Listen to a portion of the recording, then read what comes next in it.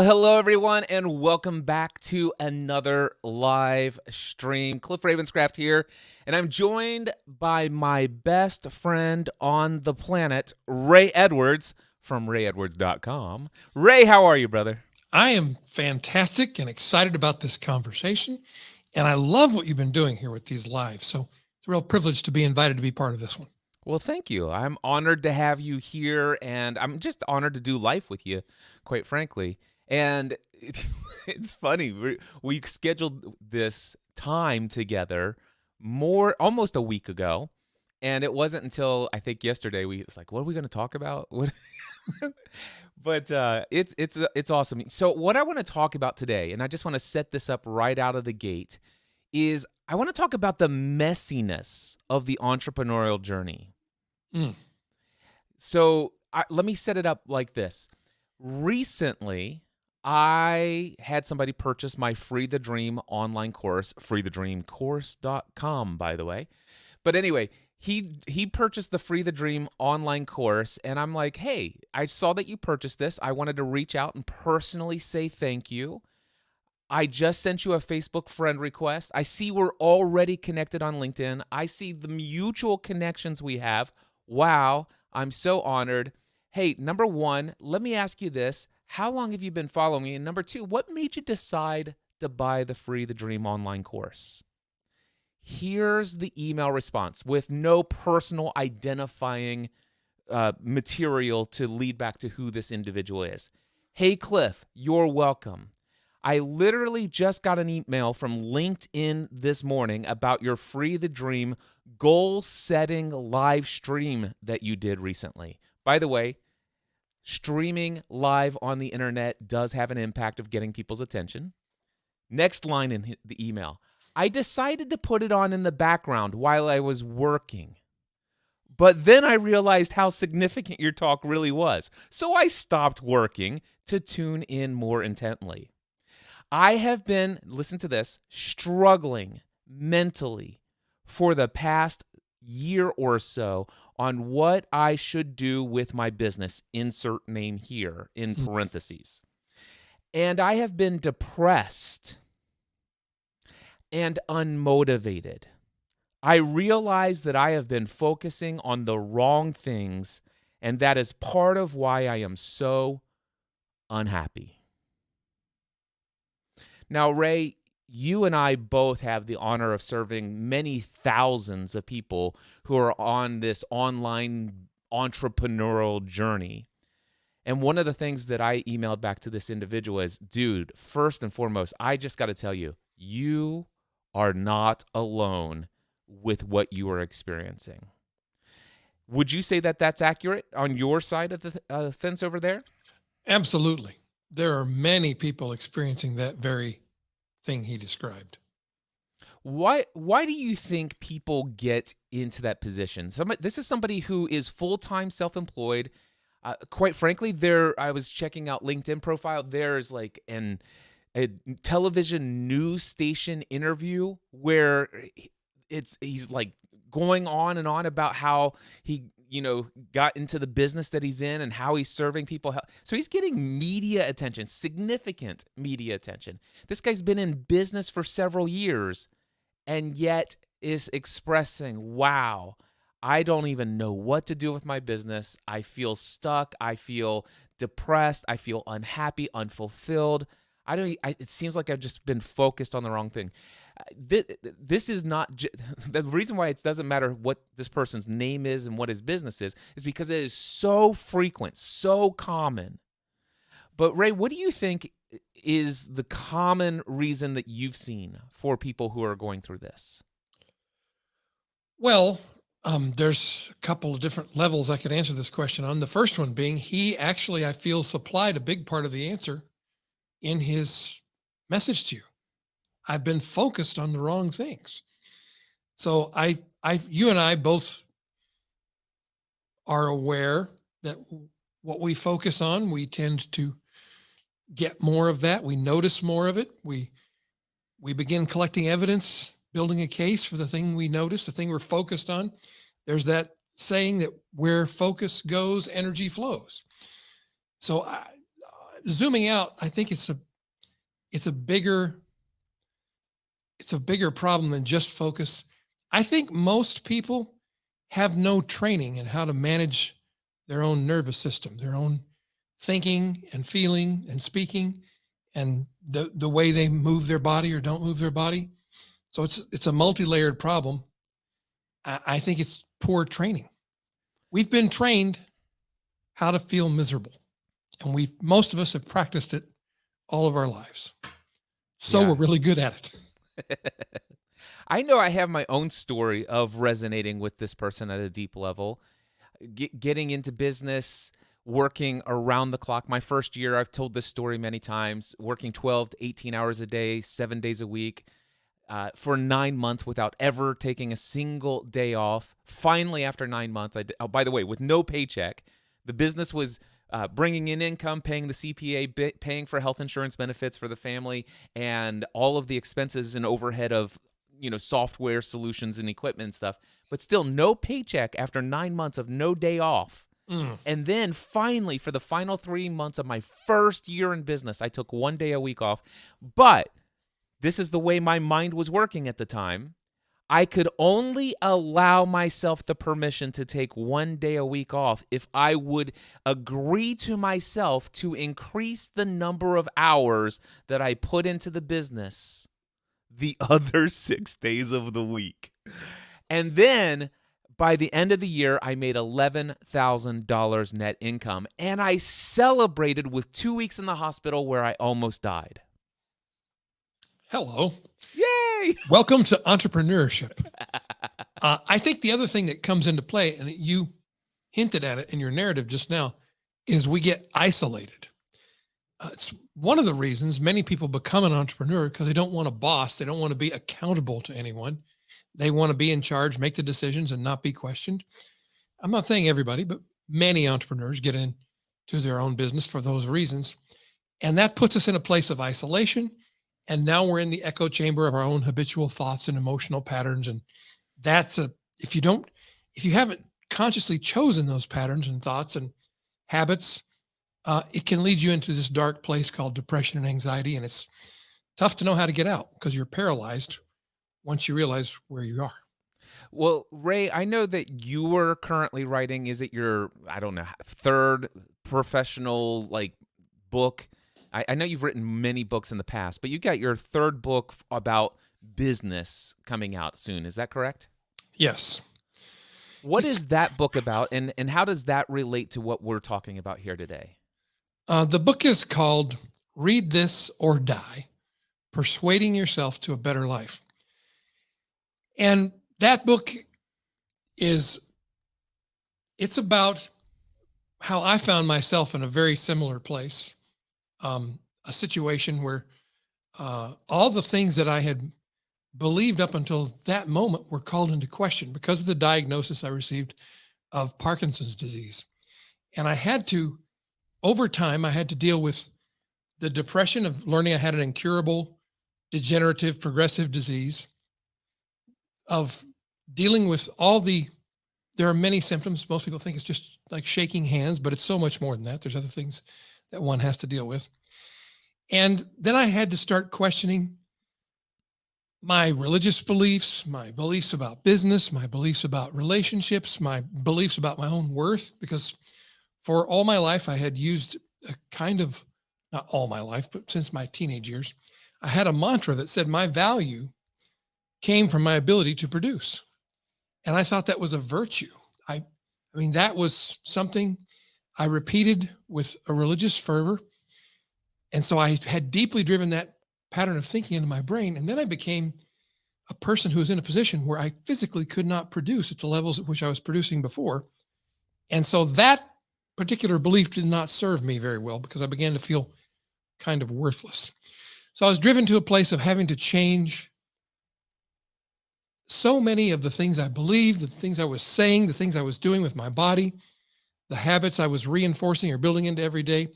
I found myself not able to, I just didn't seem to get any help from my traditional sources of help. My pastor, my psychologist, my therapist, my doctor. my nutritionist, all the people that had helped me up until then, none of it seemed to be working. So I realized one day I've got to change all of this, and I've got to change it now, or I'm going to die. And a friend of mine named Jim Rutz, a long time ago in the copywriting and advertising business, had written a promotion for a health newsletter product. And his headline for that product was "Read This or Die." So I borrowed Jim's headline for this letter I wrote to myself. And this was a sales letter selling me on the new beliefs I had to adopt in order to feel happy, to feel joy, to feel peace instead of fear, depression, and anxiety. So it was me getting leverage on myself with a very visceral headline that I knew worked for me in my own case, which was "Read This or Die." And the sub headline of my letter to myself was, if you don't get this taken care of, you're going to bleed regret and find yourself in an early grave. So it was pretty heavy duty self manipulation, if you will, but it worked. Well, I'm glad it worked, and I'm thrilled to know that this book is going to be coming out. I can't wait to read how, because I know that you've shared the pastor framework for how to sell products and services in business. And your last book, How to Write Copy That Sells, is really a great distillation of your method of writing persuasive sales copy. But what I read about the book in its description that you shared with me is that you're actually using this same pastor framework to build a persuasive way of communicating to yourself the problem that you've got going on, the amplification of how this thing's going to go if it's not addressed, the stories and solutions that are going to be applied, the transformation that you anticipate to experience, and all this other stuff. I'm super excited about this book. The book is coming out when? May 23rd of 2023. And it's already available for pre-order, which, by the way, as soon as you sent me the thing, I went into Amazon and pre-ordered right away. So just go to Read This or Die. Do a search on Amazon. You'll see the book there. There's no cover for it. It says the cover to be revealed, but it's May 23rd. Go ahead and just click that pre-order button. So, Ray, yeah, absolutely. Ray, I want to chat with you about, some of the common things that are going on in business. Did you find yourself before being diagnosed with Parkinson's ever struggling with business where this is what I noticed for myself and what I notice in a lot of people that I work with today, that I got into business because I wanted freedom. I got into business because I wanted to be able to be in control of my own schedule. I got into business because I wanted to be able to do what I want when I want it. That was primarily first and foremost for me. And then I also realized that, wow, I want to go into business because I believe with business, the only limit to my income would be my imagination.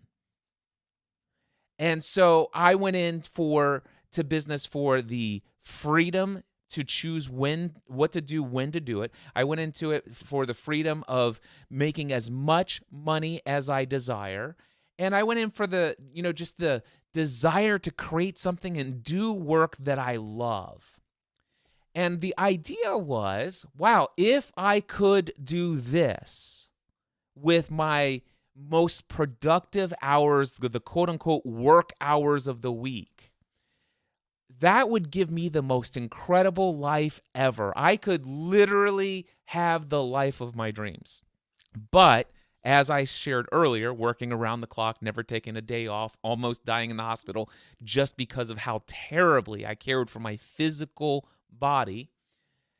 And what I realized is that I had very little freedom. I had very little income. And I felt chained to this business. But yet at the same time, I knew that I was meant to go into business. I knew that I was meant to do what I was doing. I had no desire to go back to the the employee lifestyle that I had previously, which I was certainly available to me. So I knew that I had a business that was running my life rather than having a life that is supported by my business. Had Prior to your diagnosis with Parkinson's, did you ever experience anything like this? Absolutely. And again, I think it's a very common experience. It's a very common story. I got into business to be free and to have lots of financial freedom as well, lots of financial abundance and time to do what I want. And then, boom, business owner 3 years later discovers, well, I'm working the craziest job I've ever had, 80 hours a week. I have no money. I have no time. I'm a slave to the thing I created. And now I want to escape it. That's something I hear from my own clients a lot. And I believe, for those of you who'd like to just shortcut to the end, I believe that it's useful to reach a place where you've concluded and you've embodied the belief that none of those things is going to make you happy. The money, the time, the supposed freedom. That's if you have all these conditions that have to happen before you can be happy, that's not freedom. That sounds more like addiction to me. Yeah. The way that I've been communicating this is that I I'm still an achiever today. I claim the label as my ego, Cliff Ravenscraft personality. I am a high achieving individual. And I set big goals. And I love to set goals and I love to go after goals.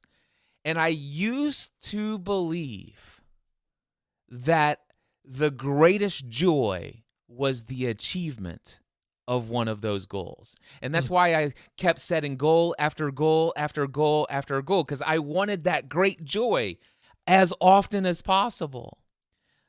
But what I've learned for myself is that there is very little joy, or what joy there is extremely short-lived in the achievement of anything. And it goes back to an Earl Nightingale quote from The Strangest Secret that he said, success is the pursuit of a worthy idea. It's the pursuit of something. It's the becoming of who you are in the process of going after what you want.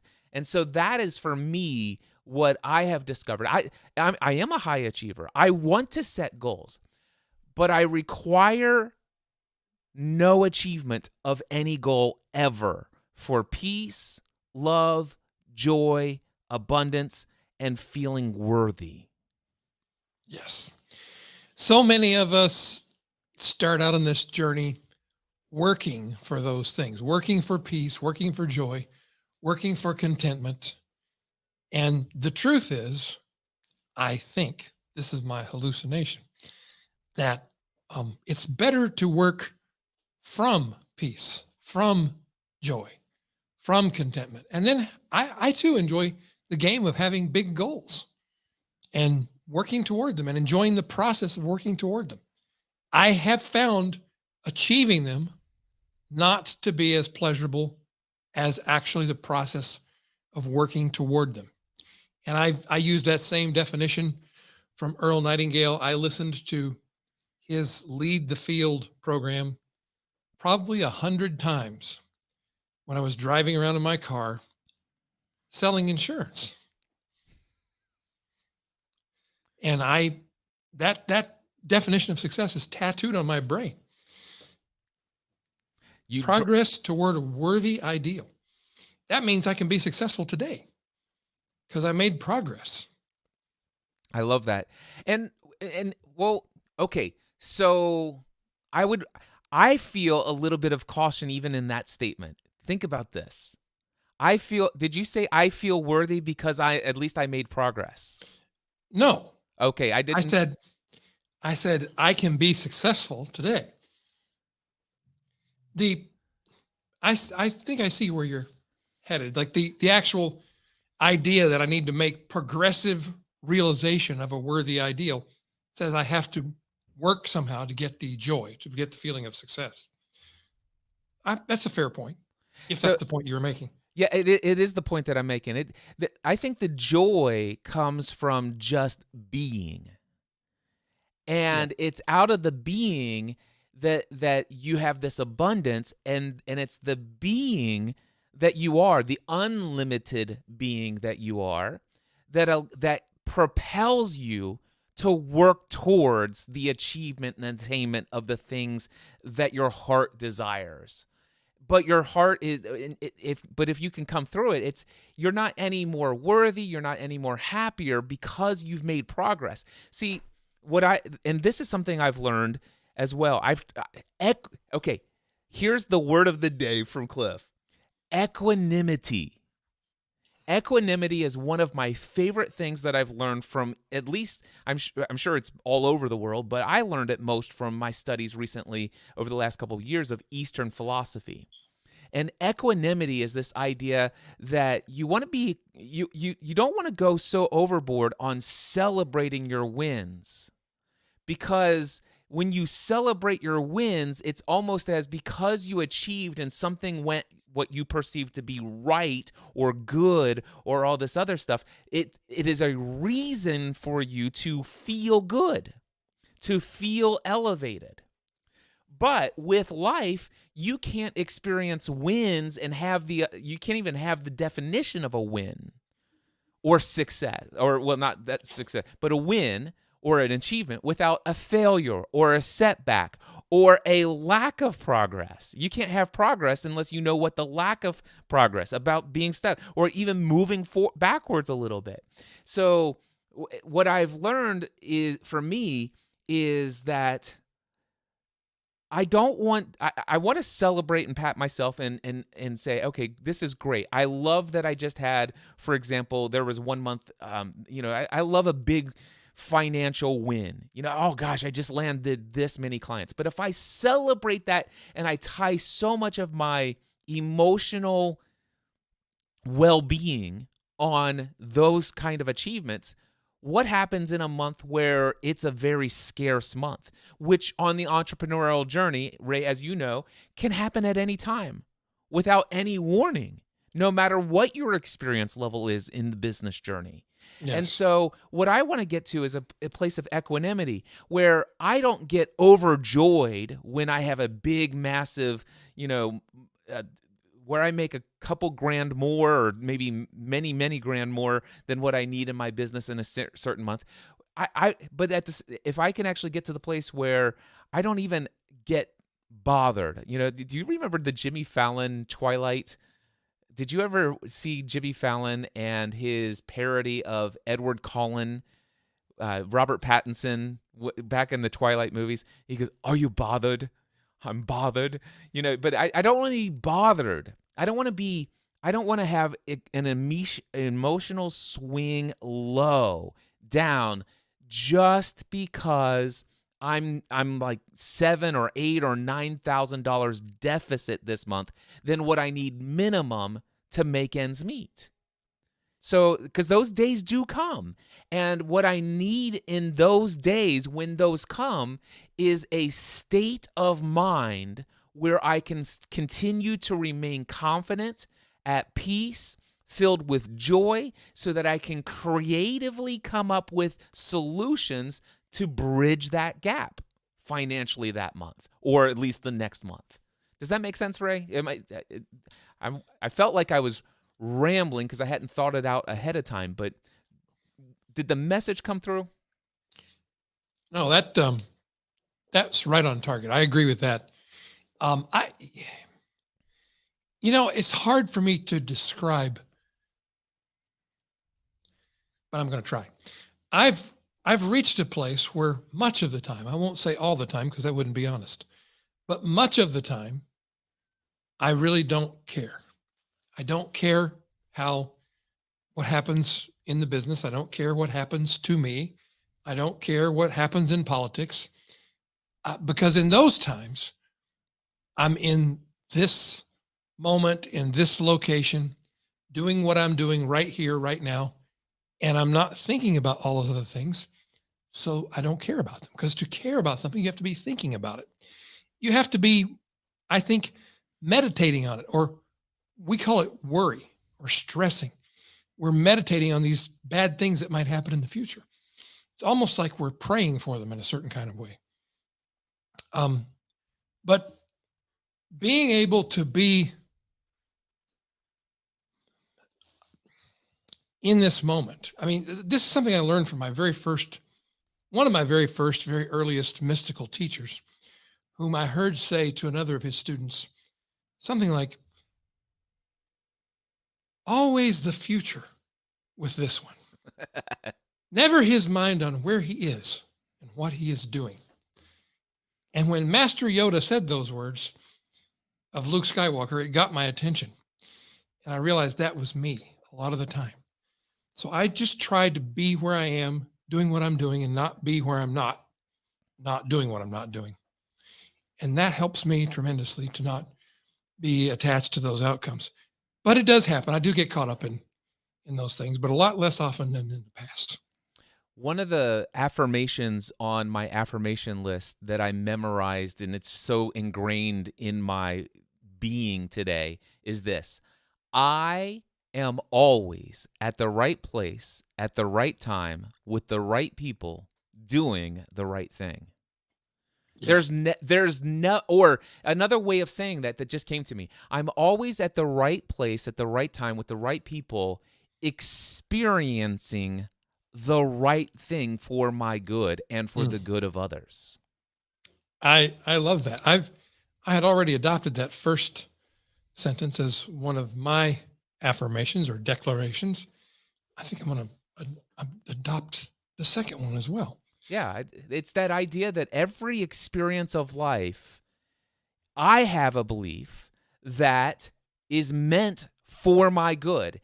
And of course, Romans 8:28, I believe it is, for we know that God works together all things for the good of those who love him and are called according to his purpose. And so I do believe that every situation, every circumstance. So I do believe that when I have a significant, massive financial windfall, that's like, oh my gosh, wow, that just happened. Thank you. But just that heart of gratitude, wow, I just lost 7 clients.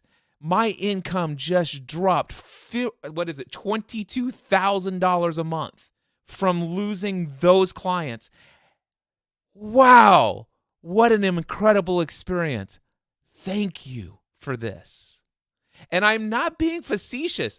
I am at a place where I am filled with gratitude when it seems as though everything has gone wrong, as much as I am filled with gratitude when it seems that nothing could ever go wrong. Not all of the time. Don't get me wrong. Yes. Sometimes it takes me about as little as 2 minutes up to as much as 2 hours, sometimes 2 days to get there. But I always get to that place of equanimity. I eventually get there. Like you, I have different spans of time at different. Oddly, it's not really in relation to the measurable size of the supposed problem. I've come to realize it's more about what's going on inside of my head that determines how long it's going to take me to come back to the present. So I know some people get a little fretful about this whole idea because it used to really bother me when somebody said everything is happening for your good. Life's happening for you and not to you, because I could come up with several different scenarios I had personal experience with and say, well, this thing here, this disease doesn't seem to be for my good. This person that I know and care about deeply was attacked by a person with mental problems and stabbed 14 times. That doesn't seem like it was for their good. But as I get more time and perspective and see how these different situations unfold, there seems to always be the thread of how these things work for us and not against us if we can see it, if we have the eyes to see it, if we have the ears to hear what we're being taught. You and I are both admirers of Viktor Frankl's book, Man's Search for Meaning. And there's a point at which Frankl makes the point that any philosophy or belief you have that won't work in a concentration camp doesn't work. And he knows because he was interred in Auschwitz and lost his family to the Nazi regime and the horrors that were perpetrated there. And yet he came out of that situation. I know you did an extensive commentary, which, by the way, if you're listening to this and you haven't heard Cliff's commentary on Man's Search for Meaning, that alone is worth you subscribing to the podcast feed that will get you access to that commentary. It's that good. Wow, thank you. That's over at trainwithcliff.com, by the way. Trainwithcliff.com. Thank you, Ray. So you're right. And here's what I know is that I talk about in that commentary. I have some trauma that some people know about, not everyone. It's not important for me to talk about my traumas. But given the fact that regardless what traumas I had as a child, I know there's tons of people who have had even greater trauma. And not to mention the fact that I know since the time I was 7 years old, I've lived an incredibly privileged life. And I have a privileged life today.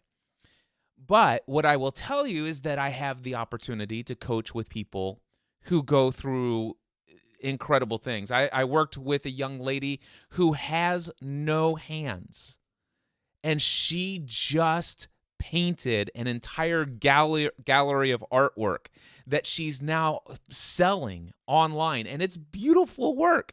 And this girl, she is a YouTube content creator. She is a filmmaker, if you will.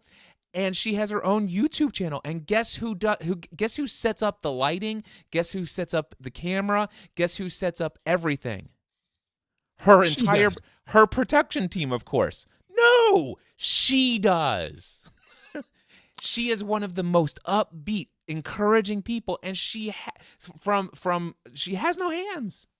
She has. I'm not familiar with this person's work, but I can tell from what you're saying, she has discovered the secret of being happy and being content no matter what the circumstance. And she's obviously learned to enjoy the process she developed. She had to develop to be able to do all those things, because most people would say, I got no freaking hands, so somebody else has to do it or I can't.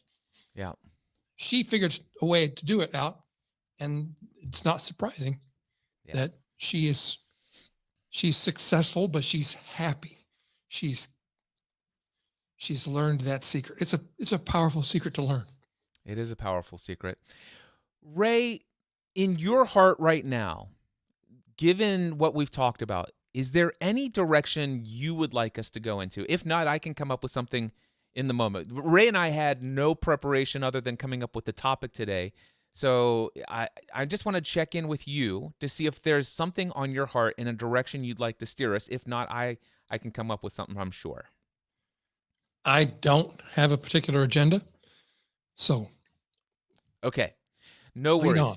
So here's where I'm feeling. I'm trying to think of some conversations that I've had with people. Okay, I got it. So we've talked about equanimity, right? If there is one common thread all the way from the beginning of this live stream up until this point, it's this idea of equanimity. If we could just have if you think about equanimity, a state of mind, a state of emotion, an emotional state that is relatively your home base. Now, and for those of you who are watching on video, you'll see where my hand is, which is right about mid. And what if you could actually have this equal kind of relatively mostly optimistic, overflowing peace, love, joy? This is just where you sit. And what happened in my early days in my business, even in that first year, I experienced my highest highs Even in the midst of working around the clock and all this stuff, at least I was doing something that I love. In fact, one of the reasons why I work so much is because I felt so drawn to it. But every time something good happened, my emotional state soared off the charts. It went, I mean, if there was 1 to 10, my emotional state went to like 50. All right. So it's like it blew the top off of the thermometer. And then eventually I would come back to, it slowly even down right around to the middle. But if any negative thing, if my website went down for 20 minutes, dude, I went to -4. And I'm talking about I'm angry. I'm frustrated. I'm overwhelmed. I am stressed. Do you have any idea how much this impacts my financial ability to sell? I just sent out an email about this tool. I worked the last 3 weeks on this marketing campaign I just launched, and now my website, and then I'm like, okay, Cliff, but maybe you shouldn't be paying like $6.95 a month for a shared service on Bluehost for this thing that you got going on. Maybe you might want to think about using this. No, I'm really angry. I have no time to think critically about all of this stuff. I'm certainly not at fault here. I'm really angry. They guarantee 99 point something percent uptime, and this isn't living up to it. And so I'm down, and this is what happened. And what I was in the hospital for in January 2009 was I had massive amounts of gallstones from the stress and the anxiety. The ups were high, the lows were low. Mm-hmm. And what I'd like to consider here is how, Ray, can I know you and I are getting better at this every single day, but for those who are starting on this journey, how can we get to the place where maybe our highs, we can, in a way, maybe keep it within the scale of 5 to 9.5 or 10, not go so far above 10 that we break the chart that way. And how can we keep our lows going all the way down to 1 or 2 all of the time? How can we get to the place where eventually, it's like, okay, I need $20,000 a month every month in my business. I just had a $52,000 a month. Wow, that brings me up to about a 7. That was really cool. Whereas, wow, I just had 5 clients who pay me $2,250 a month within 90 days drop off. Wow, that brings me down to about a 4. And get to the place where hopefully one day neither one of those really takes us away any more peace, less peace, more joy, less joy, more happiness, more worthy, less worthy, more abundance, less abundance. What are some of the things people can do to begin the practice of having more equanimity in their emotional experience of life and business? I love that you use that word, because something that I've been saying a lot lately, people ask me how I'm doing. I say, all things being equal, I'm doing great. And they think there's some kind of like qualifier saying, I've really got some big problem you don't know about. No, I mean what I say. All things are equal. I'm doing good. Sorry, I'm still not sure about that. Hi, Siri. How are you? She always wants to participate. Such a helpful entity. She says she's pretty good, thanks, on my end. There's so many tools that are available. She said all things being equal, she's doing great. I think I think awareness in itself is helpful. If you start becoming aware of when you're riding that roller coaster, and this is going to seem so simple. I hallucinate. Most people will just think it's ridiculous. But a few months ago, I started a practice. I track my mood 4 times throughout the day. I have a little reminder that pops up, and I track my mood on a scale of 1 to 10. And I started deciding that instead of tracking how I was feeling randomly when the alarm went off, I was going to start deciding where I am on this scale now, starting now, just as a way of thinking about it differently. And guess what? My overall happiness or equanimity or contentment has raised by about 3 points. Because whenever I do this, my first thought is, I think I'm about a 5. And I'm deciding I'm going to a 9. And then often I'll think, why am I stopping at a 9? If I'm deciding, I'm just going to go for a 10. So 10.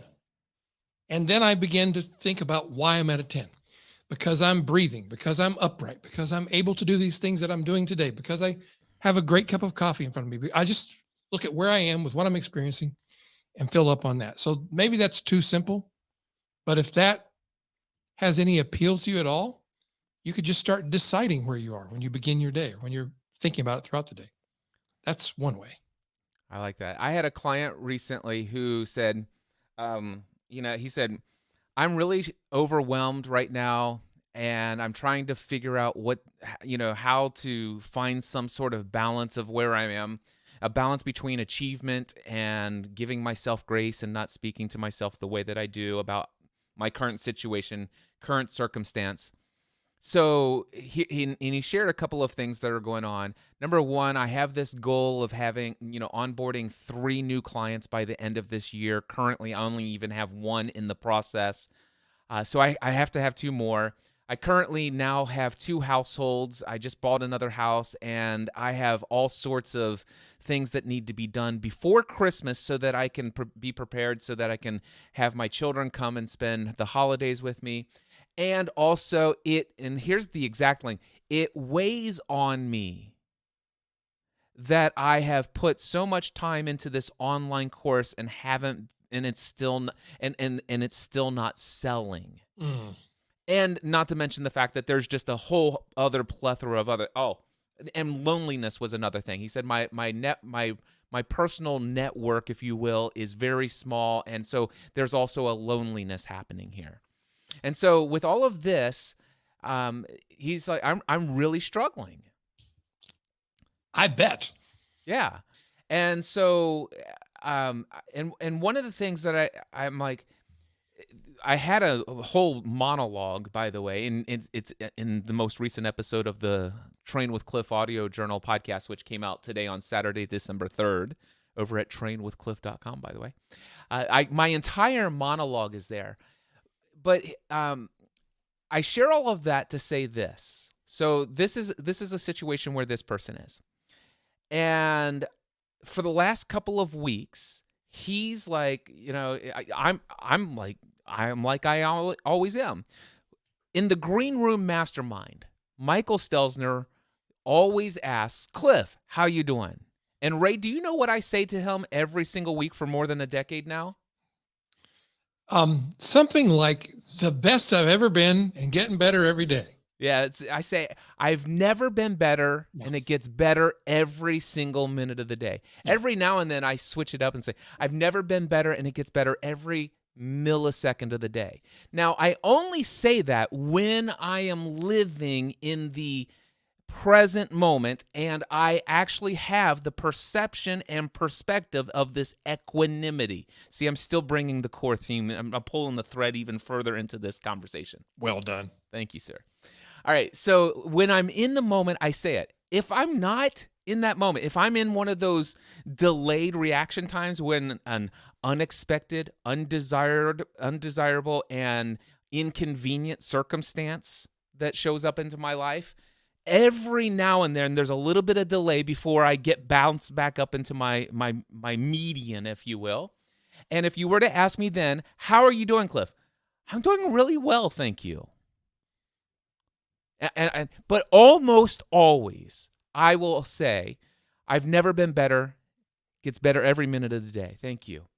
And and I'm going to share, I can't believe I'm doing this publicly in this way, but it is what it is. I have nothing to lose. So I said, let me tell you something. And I'll just share it here, all of it. I did have a $52,000 month in September. And I had my normal, what? Hurrah. Hurrah. Yeah. So I had a $52,000 month in September. And I did have, my, $22,000, which is above what I need. I need $20,000 every month in my business to make my financial needs and provide for my family and my community the way that I am used to doing so. Anything less than 20K is uncomfortable, inconvenient, undesirable. All right. I'm in a place in my business through nobody's fault other than by the way that I've chosen to do things, where currently my recurring revenue that is anticipated and expected and somewhat as guaranteed as it can be because people are contractually agreed to X number of months of this, I'm currently sitting at a forecasted every single month of $12,000, $8,000 less than what I need every month. Hurrah. Hurrah! But it's no big deal because every month I have a process where I bring on new clients. And for the last 9 months, there's typically almost always been at least one person who pays in full. And I very rarely make a proposal less than $12,000. So that $12,000 puts me right over that gets me to my 22. And so all of this, but here I was in the month of November, for the first 3 weeks of the month of November, and not one new client onboarded. But not only that, I'd only talked to 2 potential clients. Hurrah! Right? Hurrah. So why is that? Well, I was working on a course, of course, that I've actually invested over $125,000 in its production, which is not selling really well. All right? So I've got that going on. Here's the thing, though. It's not weighing on me at all. I just chose to focus on improving my marketing message. I know one day I'm going to get this thing right. There's been about 150 people who's purchased this thing. Their lives are transformed. If I could just figure out how to communicate everybody they would have this experience, it's all going to work out one day, someday. And I just chose to focus the first week and a half of November. Then for the rest of the time, all the way up until this conversation, I am experiencing severe chest pain and shoulder and neck pain all the way from my neck all the way down in my arm. And I had this a couple years ago, and I went to the hospital. I thought I was having a stroke. Turned out that I had a pinched nerve in my neck or my shoulder. And eventually it all went away. And so far it seems to be that's what it is. I mean, I'm still here weeks later. I don't know how long a stroke can last, but anyway. But there was thoughts in my mind, and as a result of all of this pain, it was physically exhausting. And so as a result of that, anytime I'm not doing something that's required for my facilitation of meetings and all this other stuff, I was literally sleeping 2, 4, sometimes 6 extra hours a day. And that's why there were so few new onboarding of potential clients. And so here I am, all of this stuff, and I just simply, it's like, And I did dip down, not below the 0 level, not even down to 1, but I dipped down to some 2s and 3s, which all of a sudden starts like, wow, I wonder if I'm going to wake up from this nap. That thought kind of creeped in, and I'm like, I'm okay if that happens, was the answer. I've lived a great life. If that's what it takes, it is what it is. So I share all of that to say that it is possible to have all of this stuff going on as an undercurrent and still have your life going well. Now, what I did is I went to my trusty journal, and I'm like, dear God, this is what's going on. This is what's happening. These are the things that I'm noticing. This is what I'm aware of. This is what I'm focused on. This is how I've been tempted to perceive what's going on here. I have absolute faith. I do not doubt ultimately that everything's going to work out, even if they don't work out the way that I desire. But just in case you're interested, I'd like to give you a list of things that I desire. And Ray, this is what I wrote. Are you interested in hearing what I wrote? Very much so. I desire for my body to fully heal itself through the same power that caused it to come into being. I desire my body to have the energy and motivation for all that I am inspired to do. I desire inspiration to lead me to what will continue to provide for the financial needs of my family and my community. I desire to be of service to others at the highest level.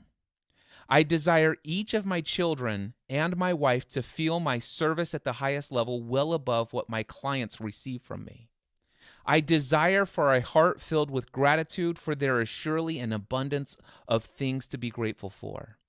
I desire to embrace the journey ahead with faith and courage. The day after I wrote that was Black Friday. At about 1 or 2 o'clock in the morning, after waking up from another nap, sitting in meditation for a moment, it came to me. Black Friday through Cyber Monday sale.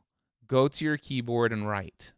I wrote an email, and in the next 4 days, generated $12,000 in sales. Hurrah.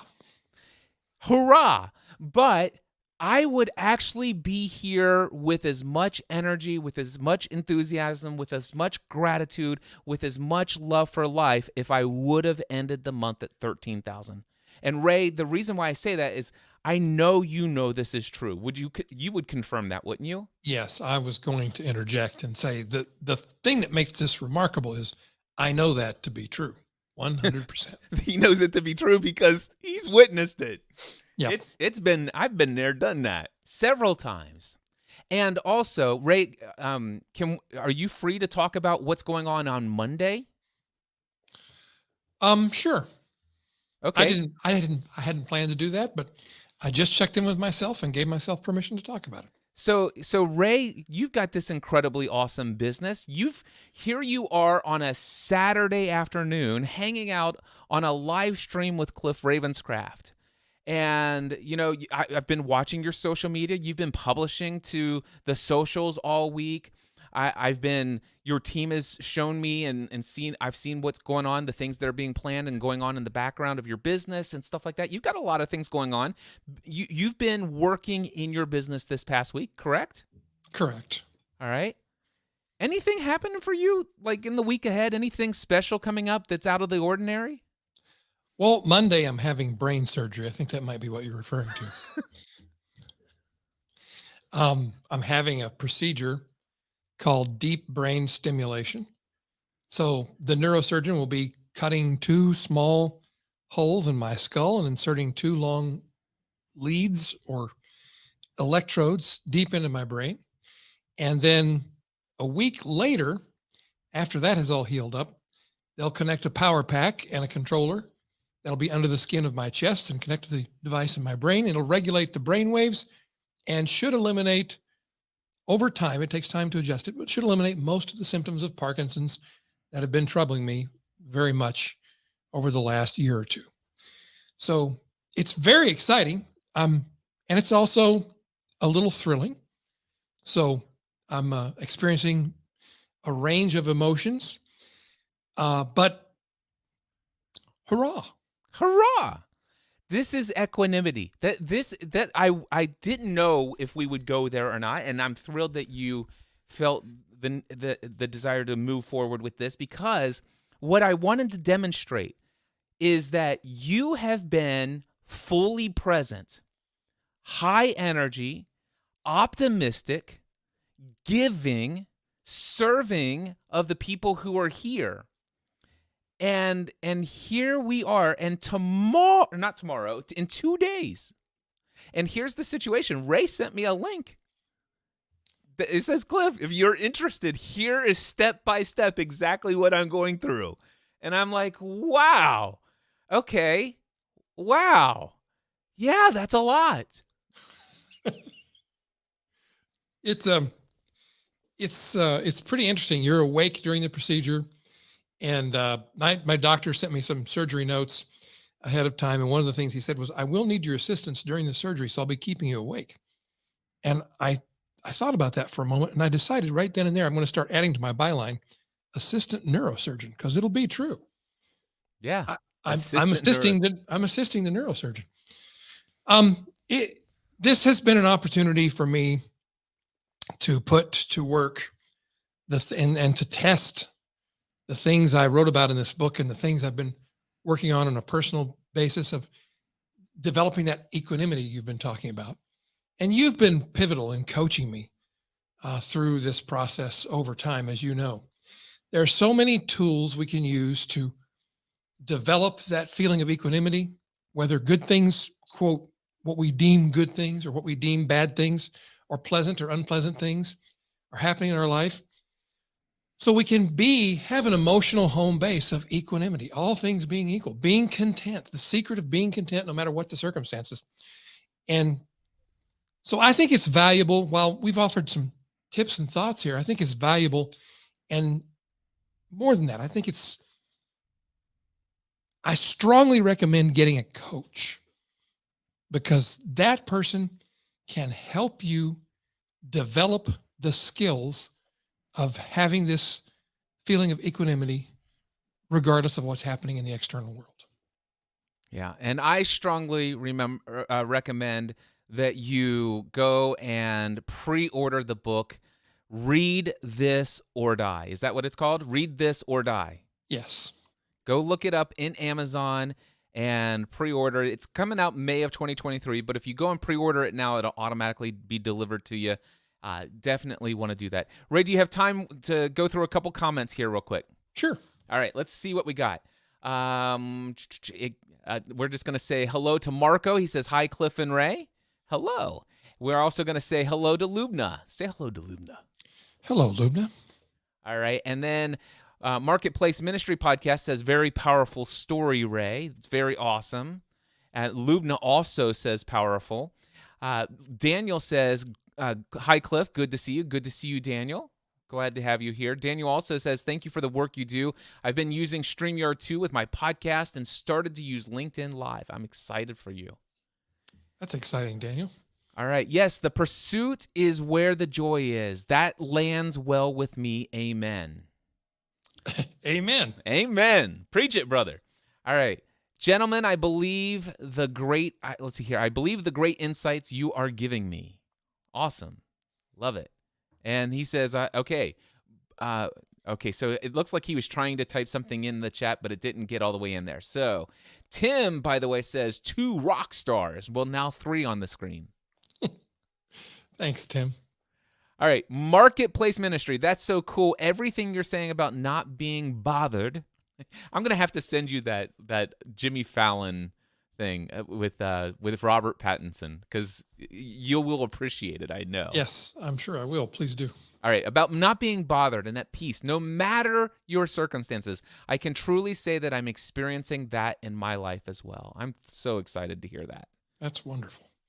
Marco says, gentlemen, I try to understand all the insights you are giving me or us, but do we have to walk a similar path as you did to really feel it in our heart what you mean?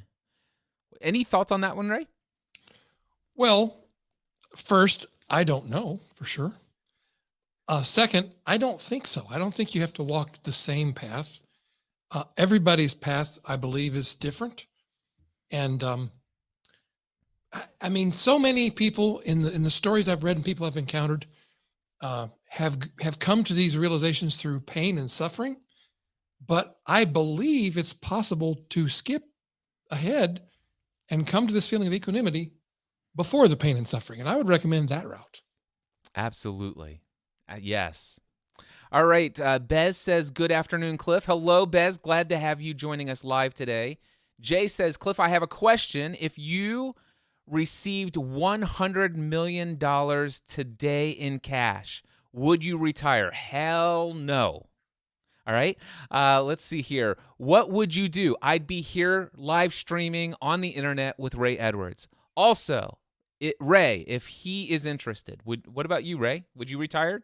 Hell no. What would you be doing? I'd be right here with you doing what we're doing right now. Yeah.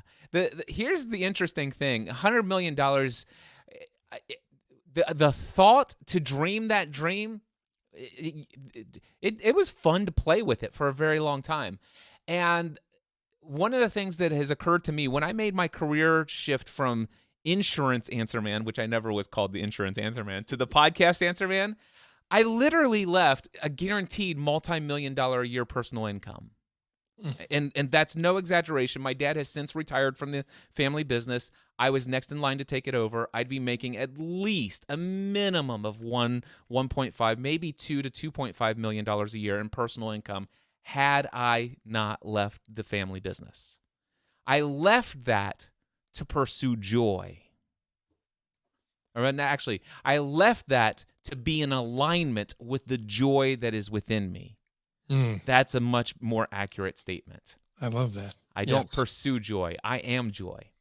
And I just wanted to do something that was more in alignment with the joy within me. That's a better way of saying that. I like that. So I love your question.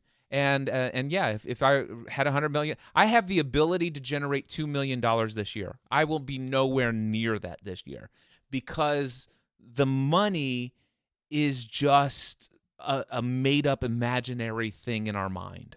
It really is. And one thing I've learned, Ray, tell me if this is true in your life. I have never had any time where this was not true. I always have an abundance. I have plenty of money for everything I've ever truly wanted in life. Yes. 100% true for me. Yep. There's never been a time in my life, if I truly wanted something, this house that I live in, I could tell that story. I won't go into it now, but this house that I live in is a testament of something that I could not afford when I dreamed to have it. 9 months later, not only did I have every penny I needed after taxes, above and beyond what I already needed to generate, but I actually had every penny I needed after taxes to pay in cash to furnish the entire house, which is our dream home. And prior to this home, we had never bought a piece of furniture that was not hand-me-down. I can attest to the truth of this because I saw it happen. Yep. Let's see here. James Sharp says, thank you both. I enjoy the knowledge you share. Thanks, James. Marketplace says, Ministry Podcast says, reminds me of Xavier on the new Turner and Hooch series when he tells Turner to ride the wave. Nice. I don't know the Turner and Hooch, but yes, go with the flow. What is it? The Tao, as they say. Yes. Let's see if we can get this one in here. Brad's got a lot. He's going to cover us up. Ray, I'm up here.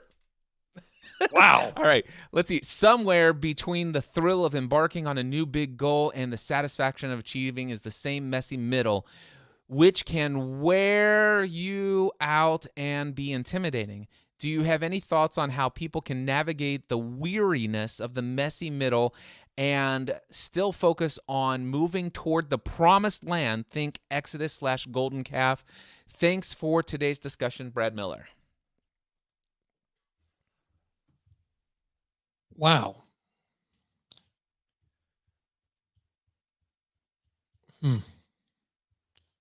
While you're thinking, I will say my first thing as soon as I was reading it, is transformative language. The way that you're describing the process that you're currently in, you're calling it the messy middle. I would call it the adventurous journey of personal and professional growth. Yeah. Go ahead.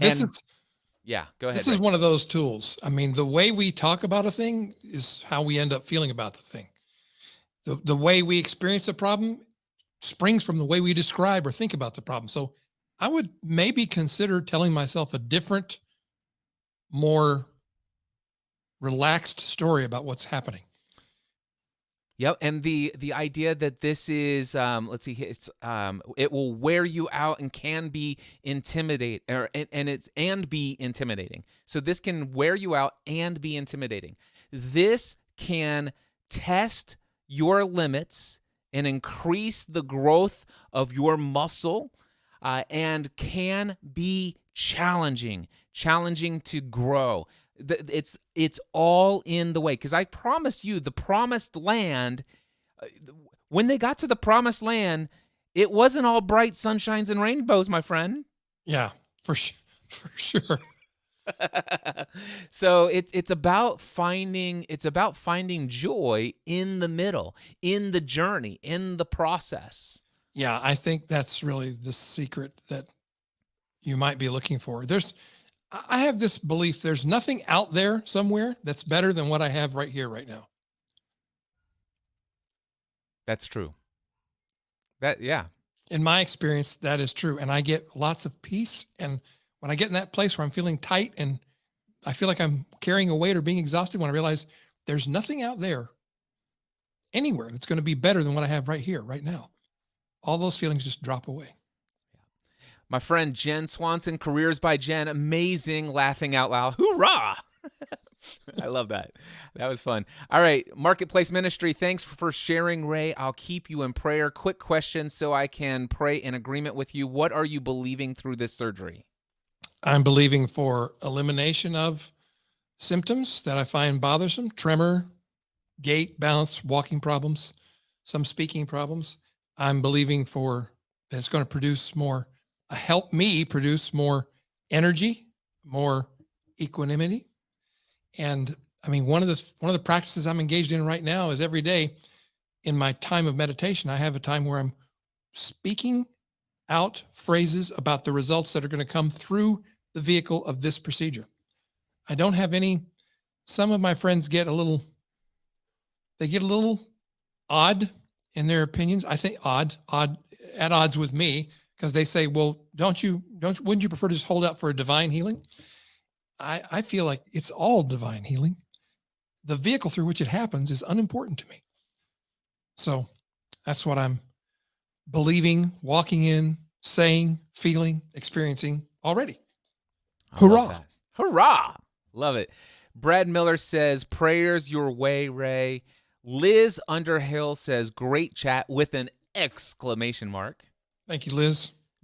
Bez says, Ray and Cliff enjoying the words of wisdom and stories. And LinkedIn user says, satisfied with what is, excited about what is to come. Yes. Love that. Jen Swanson says, thank you for sharing so vulnerably. And LinkedIn says, exactly, Ray. Our language and how we frame it does influence our experience. So there we go. That, Ray, is going to wrap it up for this live stream. What did you think about coming up with something on the fly? How'd we do? I think we did great.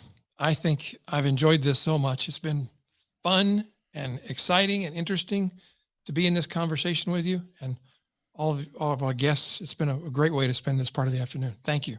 Hey, if anybody wants to learn more about the things that you're doing, Ray, can you tell people what places should they go to find you? I would just go right on over to rayedwards.com. And if you wish, you can sign up for our email list. I have a thing called the Daily Ray because I send emails every day. I promise you, I'll send you an email every day. And you'll be aware of all the things we have available. Many of them are free. And I would love to have you join us and experience some of that if you are so inclined. Awesome. And for me, just check out cliffravenscraft.com. If I didn't do a good enough job on that website, then I'll do better next time. Until next time, my friends, we encourage you to take everything you do in life to the next level. Bye.